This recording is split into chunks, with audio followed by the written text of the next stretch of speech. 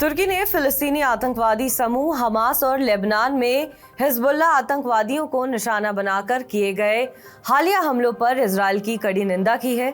तुर्की के राष्ट्रपति तैयब एर्दोगन ने कहा कि अगर संयुक्त राष्ट्र सुरक्षा परिषद यानी यूएनएससी गाजा और लेबनान में इजरायल के हमलों को रोकने में विफल रहता है तो संयुक्त राष्ट्र महासभा को 1950 में पारित एक प्रस्ताव के तहत बल प्रयोग की सिफारिश करनी चाहिए।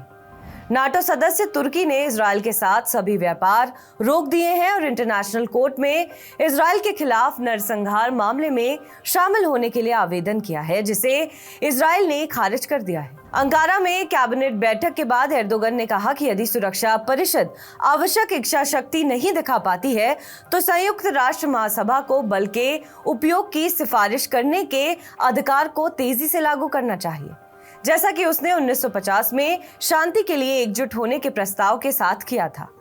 प्रस्ताव में कहा गया कि अगर सुरक्षा परिषद की 5 स्थायी वीटो अधिकार शक्तियां यानी ब्रिटेन, चीन, फ्रांस, रूस और अमेरिका के बीच असहमति का मतलब है कि वो अंतर्राष्ट्रीय शांति बनाए रखने में विफल रहते हैं तो संयुक्त राष्ट्र महासभा हस्तक्षेप कर सकती है।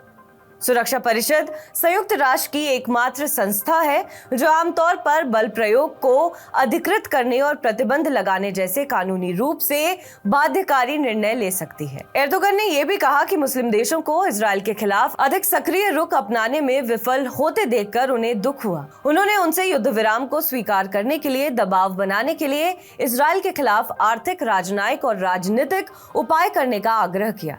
एर्दोगन ने कहा कि हमारे क्षेत्र में मुस्लिम से यहूदी और ईसाई तक सभी की शांति के लिए हम अंतर्राष्ट्रीय समुदाय और मुस्लिम देशों से एकजुट होने का आह्वान करते हैं।